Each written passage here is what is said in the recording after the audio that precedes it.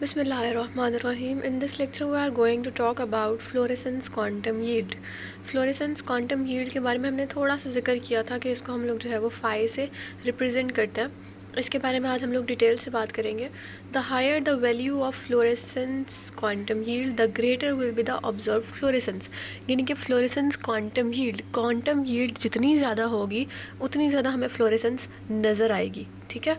If the rate constants relative to other de excitation processes are small compare to K F then the compound will have fluorescence quantum yield approximately 1. इसका क्या मतलब है कि आपने पढ़ा था कि के जो है वो खाली के एफ़ नहीं होता बल्कि वो आई सी भी होता है. ठीक है. के inter system crossing, constant for internal conversion, constant for phosphorescence, constant for fluorescence. तो ये सारे जो हैं कांस्टेंट्स अगर इनकी वैल्यू जो है वो कम आ रही है as compare to the quantum yield fluorescence के, तो फिर क्या होगा कि क्वांटम यील्ड जो है वो फ्लोरेसेंस की वो 1 होगी. ठीक है. यानी कि अगर बाकी सारे रेट कांस्टेंट डी एक्साइटेशन के जितने भी दूसरे प्रोसेसेस हैं, डी एक्टिवेशंस हैं, कोलिजन्स के थ्रू है, क्वेंचिंग है, उन सब के जो कांस्टेंट्स हैं अगर उनकी वैल्यू कम आ रही है as compare to K F, तो फिर क्वांटम यील्ड जो है फ्लोरेसेंस क्वांटम यील्ड उसकी वैल्यू क्या होगी? अप्रॉक्सीमेटली 1. ठीक है. तो by definition a non fluorescent compound has a quantum yield value of 0. तो क्या मतलब कि अगर देखें हमने कहा कि अगर जो बाकी सारे कांस्टेंट्स हैं डीएक्टिवेशन प्रोसेसेस के, जो बाकी सारे कांस्टेंट्स हैं अगर उनकी वैल्यू जो है वो के एफ से कम है, इसका मतलब है कि फिर के एफ की वैल्यू जो है वो अप्रॉक्सीमेटली 1 है.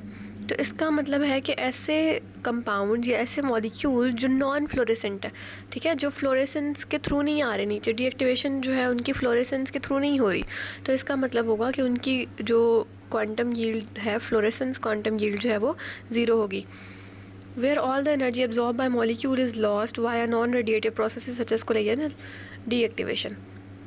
ठीक है. तो इसका मतलब है कि वो फ्लोरेसेंस के थ्रू या वो जो फ्लोरेसेंस हो रही थी यानी कि वो सिंगलेट स्टेट से नीचे नहीं आ रही, या तो वो ट्रिपलेट में चेंज हो रहे हैं या फिर उनकी जो वाइब्रेशनल एनर्जी है वो लॉस्ट हो रही है वाया वाइब्रेशनल रिलैक्सेशन.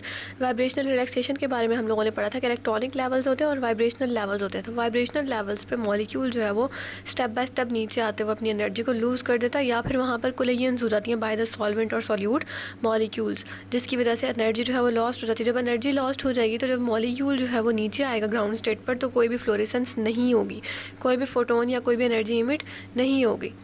ठीक है. या दूसरा पाथवे ये है कि वो फॉस्फोरेसेंस के थ्रू नीचे आ जाएगा. तो either way it will choose there will be no fluorescence, so the value of quantum yield fluorescence quantum yield will be 0. उसके बाद हमारे पास है कि किसी भी क्वांटम यील्ड जो है, किसी भी कंपाउंड की क्वांटम यील्ड जो है वो बेसिकली रिलेटिव होती है स्टैंडर्ड के. ठीक है. तो है the quantum yield of a compound is usually determined relative to a standard for which quantum fluorescence quantum yield is already known. यानी कि जो क्वांटम यील्ड होती है किसी भी कंपाउंड की, अब आपको पता है कि हम हमेशा एक स्टैंडर्ड पहले चूज़ करते हैं. ठीक है. एक स्टैंडर्ड होता है, चाहे वो 0 हो या कोई भी वैल्यू होती है एक स्पेसिफिक, उसके अकॉर्डिंग फिर हम बाकी सबको रिलेट करके उनकी वैल्यूज़ निकालते हैं. ठीक है. तो उन्होंने यही कहा कि जो क्वांटम यील्ड है किसी भी कंपाउंड की, उसको हम कंपेयर करते हैं, उसको हम डिराइव करते हैं by comparing from a standard. ठीक है. Standard for which fluorescent quantum yield is already known. एक ऐसा स्टैंडर्ड जिसकी फ्लोरेसेंट क्वांटम यील्ड हमें पहले से ही पता है, हमने उसको स्टैंडर्ड बनाया और फिर किसी भी कंपाउंड की क्वांटम यील्ड डिराइव कर ली, निकाल ली. उसके बाद है intensity of fluorescence of a fluorophore is refer to us as brightness. इसका क्या मतलब है कि जो भी हमारे पास फ्लोरेसेंस हुई है, आपको कैसे पता लगेगा फ्लोरेसेंस की इंटेंसिटी ज़्यादा थी या कम थी? तो ये चीज़ हमें पता लगती है ब्राइटनेस से. तो ये एमसीक्यूज़ में भी आ सकता है कि इंटेंसिटी किस चीज़ से पता लगती है, कितनी इंटेंसिटी हुई है फ्लोरेसेंस की, तो ये पता लगती है हमें ब्राइटनेस से. जितनी ज़्यादा ब्राइटनेस नज़र आएगी समझ में आ जाएगा कि उतनी ज़्यादा यहाँ पर इंटेंसिटी है. The hire this is the more extinction coefficient and the quantum yield. तो एक्सटिंक्शन कोफिशिएंट भी उतना ज़्यादा होगा और क्वांटम यील्ड भी उतनी ही ज़्यादा होगी. ठीक है. फिर है कि जो हमारे पास क्वांटम फ्लोरेसेंस क्वांटम यील्ड है allow a qualitative interpretation of many of the structural environmental factor that affect fluorescent intensity. यानी कि क्वालिटेटिव मैयर लेती है, क्वालिटेटिवली बताती है डिफरेंट स्ट्रक्चर और एनवायरमेंटल फैक्टर्स का जो फ्लोरेसेंस पे असर करें. जैसे फॉर एग्जांपल ऑक्सीजन है, ठीक है। अगर आपके जो मीडिया है जिसके अंदर आप रिएक्शन करवा रहे हैं वहाँ पर ऑक्सीजन प्रेजेंट है तो वो रिएक्ट करेगी। जैसे मैंने आपको बताया था ऑक्सीजन जो है वो मॉलिक्यूल के साथ कोलाजन भी कर लेती है और उसकी एनर्जी जो है वो ट्रांसफ़र हो जाती है ऑक्सीजन में मॉलिक्यूल की। तो इसी तरह से डिफरेंट फैक्टर्स हैं, इन्वायरमेंटल फैक्टर्स भी हैं और उसके अलावा डिफरेंट स्ट्रक्चरल फैक्टर्स भी हैं। सॉल्यूट सॉल्वेंट का प्रेजेंट होना उसकी वजह से भी हो सकता है कि कोई कोलाजन हो जाए और उसकी वजह से भी चेंज आ सकता है। तो ये वैल्यू जो है, ये जो हमारे पास क्वांटम यील्ड है, फ्लोरेसेंस क्वांटम यील्ड, ये अलाउ करती है क्वालिटेटिव इंटरप्रिटेशन। क्वालिटेटिवली चेंज बता देती है कि भाई यहाँ पर ये चीज़ें हैं, ये चीज़ें जो है वो इफ़ेक्ट डाल सकती हैं। Either that is a structural molecule और दैट इज़ इन्वायरमेंटल फैक्टर। ठीक है, तो ये फ्लोरेसेंट की इंटेंसिटी पे असर डालती हैं ये चीज़ें। तो आपसे पूछा जा सकता है कि भाई फ्लोरेसेंट की जो इंटेंसिटी है, यानी कि intensity of fluorescence is affected by, तो is affected by both structural and environmental factors. फिर है the variables that led to higher kf value and lower value of other k terms will enhance fluorescence. इसके बारे में तो अभी हम पीछे बात करके आए हैं कि अगर बाकी सारे फैक्टर्स, बाकी सारे कॉन्स्टेंट्स की वैल्यू जो है वो kf से कम होगी तो इसका मतलब है कि फ्लोरेसेंस क्वांटम यील्ड जो है वो ज़्यादा है। या अभी पिछली स्लाइड में हमने यहाँ पर बात की सेकेंड वाले पॉइंट में। ठीक है, तो यहाँ पर ये वही बात ही कर रहा है कि फ्लोरेसेंस ज़्यादा होगी। अब है हाई और लो क्वांटम यील्ड के क्वांटम यील्ड जो है वो हाई कब होगी और लो कब होगी। The quantum efficiency varies from 0 to 10 raised to power 6. If a reaction obeys the Einstein law, one molecule is decomposed per photon. The quantum yield phi is equals to 1. अब basically यहाँ पर उन्होंने क्या बताया है कि क्वांटम एफिशिएंसी जो है वो वेरी कर रही है, यानी कि वो 0 से लेकर 10 रेज़्ड टू पावर 6 के दरमियान में कहीं पर भी आ सकती है। वो वैल्यू कहीं पर भी आ सकती है। ठीक है, वो 0 भी हो सकती है, वो 10 रेज़्ड टू पावर 6 भी हो सकती है, वो इनके दरमियान में से भी कोई नंबर हो सकता है। अगर कोई रिएक्शन जो है वो ओबे करता है आइंस्टाइन के लॉ को। आइंस्टाइन का लॉ क्या था? आइंस्टाइन कहता था कि जो भी मॉलिक्यूल है, एक मॉलिक्यूल एक फोटोन ऑब्जॉर्ब करेगा, ठीक है, केमिकल सिस्टम के अंदर, और वो एक्टिवेट हो जाएगा, यानी कि वो एक्साइट हो जाएगा। तो यहाँ पर डीकम्पोज जो वर्ड यूज़ हुआ है ना, इसको आप अपने माइंड में लिखना, आपने डीकम्पोज ही है, लेकिन अपने माइंड में आप ये चीज़ रखेंगे यहाँ पर एक्साइट है। ठीक है, यानी एक मॉलिक्यूल जब एक फोटोन एब्जॉर्ब करेगा तो वो एक्साइट हो जाएगा। ठीक है, यहाँ तक इसको अपने जहन में रखें। अब क्या है, हाई क्वांटम यील्ड कब होगी? व्हेन 2 और मोर मॉलिक्यूल्स आर डीकम्पोज्ड पर photon the quantum yield will be greater than 1 and the reaction has a high quantum yield. जब 2 या 2 से ज़्यादा मॉलिक्यूल्स एक फोटोन के ज़रिए एक्साइट हो रहे हैं, यानी एक फोटोन एब्जॉर्ब कर रहे हैं, उसके थ्रू 2 या 2 से ज़्यादा मॉलिक्यूल्स जब एक्साइट हो रहे हैं, तो हम कहते हैं क्वांटम यील्ड क्या है? ज़्यादा है, यानी ज़्यादा मॉलिक्यूल्स एक्साइट हुए हैं, जबकि हमने तो एक फ़ोटोन दिया था। ठीक है, तो बेसिकली आइंस्टाइन ने क्या कहा था कि एक फोटोन से एक मॉलिक्यूल एक्साइट होगा, लेकिन हाई क्वांटम यील्ड कब होगी? जब एक फोटोन से 2 या 2 से ज़्यादा मॉलिक्यूल्स एक्साइट होंगे, तब हाई क्वांटम यील्ड होगी, और क्वांटम यील्ड की वैल्यू जो है वो विल बी ग्रेटर देन 1। ठीक है, अब बात आती है कि भाई लो क्वांटम यील्ड कब होगी? तो ये बिल्कुल उसका ऑपोजिट होगा कि जब नंबर ऑफ़ मॉलिक्यूल डीकम्पोज जो हो रहे हैं एक फोटोन से, वो लेस देन 1 होंगे। यानी आइंस्टाइन ने क्या कहा था कि एक फोटोन एक मॉलिक्यूल को एक्साइट करेगा, लेकिन यहाँ क्या हो रहा है कि एक फ़ोटोन एक मॉलिक्यूल को भी एक्साइट नहीं कर पा रहा। यानी एक मॉलिक्यूल ने पूरा एक फ़ोटोन एब्जॉर्ब कर लिया, फिर भी वो एक्साइट नहीं हुआ, उसे और फोटोन चाहिए। तो फिर क्या होगा? फोटोन ज़्यादा यूज़ हो रहे हैं, मॉलिक्यूल कम एक्साइट हो रहे हैं, then the quantum yield will be low. ठीक है, तो और जो क्वांटम यील्ड की जो वैल्यू है वो it will be less than 1 and the reaction has a low quantum yield. अब हम आइंस्टाइन लॉ को थोड़ा सा एक्सप्लेन कर लेते हैं, ये शॉर्ट क्वेश्चन में आ सकता है आइंस्टाइन लॉ। तो आइंस्टाइन ने क्या कहा था कि एक फोटोन ऑफ लाइट जब एब्जॉर्ब करता है कोई भी केमिकल सिस्टम, तो सिर्फ और सिर्फ एक मॉलिक्यूल एक्टिवेट होता है। ठीक है, रिएक्शन के लिए एक मॉलिक्यूल एक्टिवेट होता है। एक्टिवेट से मुराद आप एक्साइट भी कह सकते हो, आप रेडी भी कह सकते हो उसको, कि एक मॉलिक्यूल तैयार हो जाता है। This photo equivalence law was derived by Albert Einstein during his development of the quantum theory of light. जब वो quantum theory of light को derive कर रहा था, उस टाइम पर उसने ये लॉ निकाला जिसको उसने नाम दिया फोटो इक्विवेलेंस लॉ का। फोटो इक्विवेलेंस, इक्विवेलेंस जो है वो इक्विवेलेंट से निकला है, यानी इक्वल से निकला है। इसका मतलब क्या है कि फोटो इक्वल, एक फोटोन एक मॉलिक्यूल। उसने तो यही कहा था कि एक फोटोन होगा, एक मॉलिक्यूल होगा, एक्साइट हो जाएगा और रिएक्शन के लिए तैयार हो जाएगा। The efficiency with which a given photochemical process occur is given by its quantum yield. ये efficiency का क्या मतलब है कि कितनी efficiency, कितना रेट, कितनी तेज़, कितनी उसकी वो होगी, कैपेसिटी होगी। तो जितनी ज़्यादा क्वांटम यील्ड उतनी ज़्यादा उसकी एफिशिएंसी, उतनी ज़्यादा उसके रिएक्शन होने के चांसेस, और उतने अच्छे रिएक्शन होने के चांसेस। जितनी ज़्यादा क्वांटम यील्ड उतनी ज़्यादा फ्लोरेसेंस होगी। फिर है कॉजेज़ और reasons for high quantum yield. अब क्वांटम यील्ड ज़्यादा क्यों होती है, उसके कॉजेज़ और रीज़न है। इसमें हमारे पास क्या है कि absorption of radiation in the first step involve production of atoms और free radicals which initiate a series of chain reaction. इसमें क्या है कि अब हमने सवाल आया कि भाई एक फोटोन एक मॉलिक्यूल एब्जॉर्ब कर रहा है तो उसके साथ 2-3 मॉलिक्यूल्स किस तरह से एक्साइट हो गए, एक फोटोन 3 मॉलिक्यूल्स ने किस तरह से एब्जॉर्ब किया। तो उसने सवाल का जवाब उन्होंने दिया कि एब्जॉर्प्शन ऑफ रेडिएशन इस तरह से होती है, फर्स्ट स्टेप में मॉलिक्यूल ने एब्जॉर्ब किया, एटम ने एब्जॉर्ब किया फोटोन को, लेकिन रिजल्टिंग क्या हुआ, कोई ना कोई फ्री रेडिकल जो है वो बन गया, जिसकी वजह से चेन रिएक्शन इनिशिएट हो गया। अब आपको पता है कि जब फ्री रेडिकल बन जाता है ना तो चेन रिएक्शन इनिशिएट हो जाता है और फिर वो रुकता नहीं है, उससे खासे मॉलिक्यूल जो है वो एक्साइट हो जाते हैं।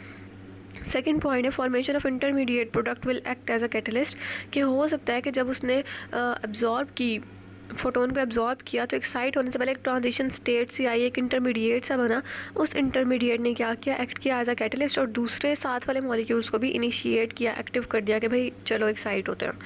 ठीक है। थर्ड है हमारे पास if the reactions are exothermic, अगर रिएक्शंस जो है वो एक्सोथर्मिक है, यानी कि उसने फोटोन एब्जॉर्ब किया और हीट रिलीज हुई, द हीट इवॉल्व में activate other molecules without absorbing the additional quanta of radiations.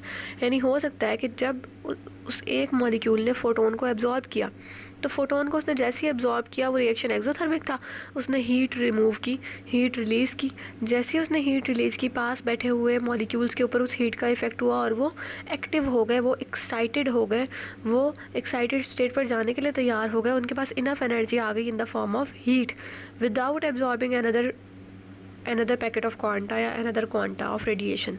ठीक है, उन्होंने कोई और फोटोन नहीं एब्जॉर्ब किया साथ वाले मॉलिक्यूल्स ने, बल्कि उनको हीट जो निकली थी एक्सोथर्मिक रिएक्शन के नतीजे में उसने इनिशिएट कर दिया। तो इस तरह से एक मॉलिक्यूल के बजाय 2-3-4 मॉलिक्यूल्स जो हैं वो इकट्ठे एक्साइटेड स्टेट पर चले गए, जिसकी वजह से हाई क्वांटम यील्ड प्रोड्यूस हुई। लास्ट क्या है, the active molecules produced after absorption of radiation में collide with other molecules and activate them which in return activate other reacting molecule. अब इसमें क्या है, एक्टिव मॉलिक्यूल से क्या मुराद है, वो वाला मॉलिक्यूल जिसने फ़ोटोन को एब्जॉर्ब किया। हो सकता है कि जिसने फ़ोटोन को एब्जॉर्ब किया है उसके बाद वो एक्टिव मॉलिक्यूल हो गया, अब वो टकरा गया है किसी और से, उसके पास तो एनर्जी आ गई थी इतनी कि वो एक्साइटेड स्टेट पर चला जाए, लेकिन वो टकरा गया किसी और मॉलिक्यूल से, जिसकी वजह से क्या हुआ कि वो भी एक्टिव हो गए। टकराने से कुछ ना कुछ एनर्जी गई दूसरे मॉलिक्यूल के पास और दूसरा मॉलिक्यूल भी एक्टिव हो गया। अब हो सकता है कि वो एक्टिव होने के बाद वो भी दूसरे मॉलिक्यूल के साथ टकरा जाए और वो भी एक्टिव हो जाए, तो जितने मॉलिक्यूल के साथ टकराता जाएगा, जितने मॉलिक्यूल के साथ कोलिजन होती जाएगी, उतने मॉलिक्यूल्स एक्टिव होते जाएंगे और वो एक्साइटेड स्टेट पर चले जाएंगे। अब हमारे पास आता है कॉजेज़ और reasons of low quantum yield. अब लो क्वांटम यील्ड क्यों प्रोड्यूस होती है, इसकी क्या रीज़न है। तो एक्साइटेड मॉलिक्यूल्स में get deactivated before they form product. हो सकता है कि मॉलिक्यूल ने फोटोन एब्जॉर्ब किया, एक्साइट हो गया, इससे पहले कि प्रोडक्ट बनाता उसकी एनर्जी ख़त्म हुई और वो डी एक्साइट हो गया। हो सकता है उस मॉलिक्यूल के लिए जो उसने फोटोन एब्जॉर्ब किया था वो उतनी देर तक उस एक्साइटेड स्टेट पर नहीं रह सके, उस फोटोन को एब्जॉर्ब करके वो डी एक्साइट हो गया, उसके पास एनर्जी ख़त्म हो गई। ठीक है, प्रोडक्ट बनने से पहले ही वो ग्राउंड स्टेट पर वापस आ गया।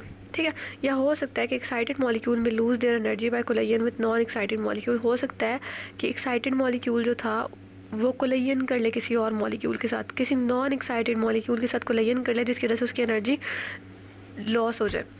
फिर है मॉलिक्यूल में not receive sufficient energy to enable them to react. हो सकता है कि मॉलिक्यूल ने जो फोटोन एब्जॉर्ब किया है वो फोटोन उसके लिए इनफ ही नहीं था, उसके लिए काफ़ी नहीं था कि वो उसको एक्टिव करता या वो उसको एक्साइटेड स्टेट पर भेजता या वो उसको हेल्प करता कि प्रोडक्ट बने। यानी कि फॉर एग्जांपल एक रिएक्शन होने के लिए 176 किलो जूल पर मोल एनर्जी चाहिए, जबकि आपने कोलिजन के थ्रू या आपने जो कोलिजन के थ्रू नहीं, आपने जो उसको एनर्जी प्रोवाइड की वो मे बी 170 हो, 170 किलो जूल पर मोल हो।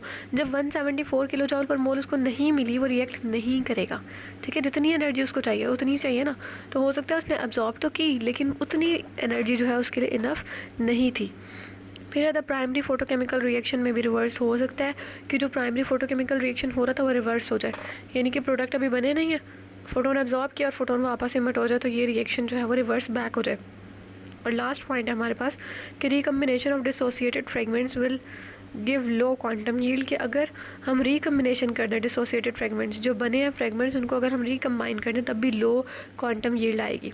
ठीक है, यानी कि जो कोलिजन के थ्रू फ्रेगमेंट्स बन जाते हैं या जो एक्साइटेशन के बाद फ्रेगमेंट्स बन जाते हैं, हो सकता है कि वो फ्रेगमेंट्स जो है वो रिकम्बाइन हो जाए। अगर वो रिकम्बाइन हो जाते हैं तो क्या होगा, लो क्वांटम यील्ड आएगी। ठीक है, फॉर एग्ज़ाम्पल अगर रिएक्टेंट जो है हम रिएक्टेंट से एक प्रोडक्ट बना रहे थे और प्रोडक्ट रिकम्बाइन होकर वापस रिएक्टेंट बना दे, ठीक है, तो क्या होगा कि प्रोडक्ट्स तो हमें तो चाहिए थे प्रोडक्ट्स, लेकिन प्रोडक्ट्स उस अमाउंट में प्रोड्यूस नहीं हुए जिसमें हमें चाहिए थे, ठीक है, तो क्वांटम यील्ड क्या होगी, कम होगी। उसके बाद हमारे पास है फ्लोरेसेंट मैथड्स के कौन कौन से मैथड्स हैं, these are emission methods. Fluorescent intensity को हम KC से रिप्रेजेंट करते हैं। It's best to produce a calibration curve. उन्होंने कहा कि कैलिब्रेशन कर्व, फ्लोरेसेंस के लिए हम कैलिब्रेशन कर्व बनाते हैं और इसके लिए हमें क्या कंसीडर करना पड़ता है, एक्साइटेशन और इमिशन वैल्यूज़, यानी एक्साइटेशन पे उसकी क्या वैल्यूज़ थी और इमिशन पे उसकी क्या वैल्यूज़ हैं, ये बहुत मैटर करता है हमें, अगर हमें ग्राफ बनाना है, अगर हमें एक कैलिब्रेशन कर्व बनानी है, ठीक है। उसमें है कि look for the most sensitive combination, सबसे सेंसिटिव कम्बिनेशन को अपने माइंड में रखना है। तो यहाँ पर हमारे पास आ गया फ्लोरेसेंट मैथड्स। इसमें हमने कैलिब्रेशन कर्व जो ड्रॉ की है वो किस तरह से आई कि वो रूट से स्टार्ट हो रही है, 0 से स्टार्ट हो रही है और ऊपर जा रही है, ऊपर जाकर थोड़ा सा बेंट आया, तो हमने कहा यहाँ पर सेल्फ क्वेंचिंग रीजन है, यहाँ पर क्वेंचिंग हो रही है। और ग्राफ हमने किसके दरमियान में ड्रॉ किया है, between the intensity and concentration. Intensity और कंसनट्रेशन दोनों ही गोज़ ऑन इंक्रीज़ हो रही थी, लेकिन एक टाइम आया जहाँ पर इंटेंसिटी जो है वो ऑलमोस्ट कांस्टेंट हो गई और concentration goes on increasing. Concentration क्यों बढ़ी थी, क्योंकि वहाँ पर सेल्फ क्वेंचिंग शुरू हो गई थी। अब हमारे पास है factors responsible for non linearity, कि कौन से फैक्टर्स हैं जो रिस्पॉन्सिबल हैं। यहाँ पर लीनियर नहीं आया ग्राफ, ठीक है, लीनियर ग्राफ नहीं आया, उसकी वजह से क्या कौन से फैक्टर्स हैं जो रिस्पॉन्सिबल है। तो कंसनट्रेशन, पहली बात है concentration, when 2.303 EBC is more than 0.05 the linearity is loss, कि जब हमारे पास 2.303 क्या है, एवोगाड्रोस नंबर है, ये जब हमारे पास ज़्यादा हो जाए ना, मोर देन 0.05, तो लीनियरिटी जो है वो लॉस्ट हो जाती है, लीनियर नहीं रहता फिर ग्राफ, ठीक है। Where I is the fluorescent intensity, I उन्होंने कहा यहाँ पर 2.303 K है, जबकि आई जो है वो फ्लोरेसेंस इंटेंसिटी है, यानी कि इंटेंसिटी, फ्लोरेसेंस की जो इंटेंसिटी थी, जो शिद्दत थी, जितनी ब्राइटनेस हमें नज़र आनी थी, ये वो है। ई जो है हमारे पास वो मोलर एब्जॉर्बिविटी है कि कितनी उसने एब्जॉर्ब की, एक मोल ने कितने फोटोन एब्जॉर्ब किए हैं, ठीक है। और P नॉट जो है वो सोर्स पावर है जो आप दे रहे हो, ठीक है। B जो है वो पाथ लेंथ है, कितना उसने पाथ कवर किया। C जो है वो कंसनट्रेशन है, ठीक है। तो उन्होंने कहा fluorescence intensity varies linearly with the path length and with the concentration, की फ्लोरेसेंस इंटेंसिटी जो है वो वेरी कर रही है, वो सेम नहीं जा रही, वो लीनियर बिल्कुल नहीं जा रही, वो वेरी कर रही है linearly with the path length के साथ और कंसनट्रेशन के साथ वो वेरी कर रही है। However the utility of this equation break down at absorbance values of 0.05, कि इसकी जो यूटिलिटी है, इसकी जो यूज़फुलनेस है इस इक्वेशन की, वो टूट जाती है किस टाइम पर, जब एब्जॉर्बेंट वैल्यू जो है वो 0.05 हो जाए। हमने अभी ऊपर कहा कि जब 0.05 हो जाती है ना वैल्यू, तो एब्जॉर्बेंस या जो लीनियरिटी है वो लॉस्ट हो जाती है। तो अब यहाँ पर उन्होंने बता दिया कि दोबारा वही बात कि भाई 0.05 जैसे ही हुई तो उसकी लीनियरिटी जो है वो लॉस्ट हो गई, और higher leading to a negative deviation of the standard curve, कि क्या होगा अगर 0.05 से बढ़ गई तो क्या होगा कि वो नेगेटिव डेविएशन की तरफ जाना शुरू कर देगी, यानी नीचे को आना शुरू कर देगी। नेगेटिव डेविएशन यही हुई ना, स्टैंडर्ड कर्व जो है वो नेगेटिव साइड पर मूव करना शुरू कर देगी, नीचे को आना शुरू कर देगी।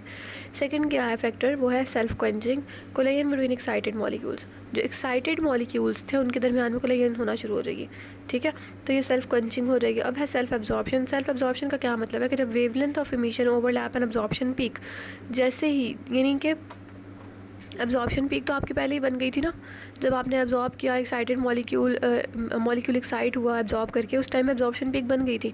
अब जब इमिशन पीक की जो वेवलेंथ है वो ओवरलैप कर जाएगी, यानी एब्जॉर्प्शन और इमिशन वाली पीक्स जो है वो ओवरलैप करेंगी जैसे ही, तो क्या होगा, fluorescence is then decreased as the emitted beam traverse the solution. तो उन्होंने कहा कि फ्लोरेसेंस क्या होगी, कम हो जाएगी जैसे ही वेवलेंथ ऑफ एमिशन जो है वो ओवरलैप करेगी एब्जॉर्प्शन पीक के, तो फ्लोरेसेंस जो है वो डिक्रीज़ हो जाएगी।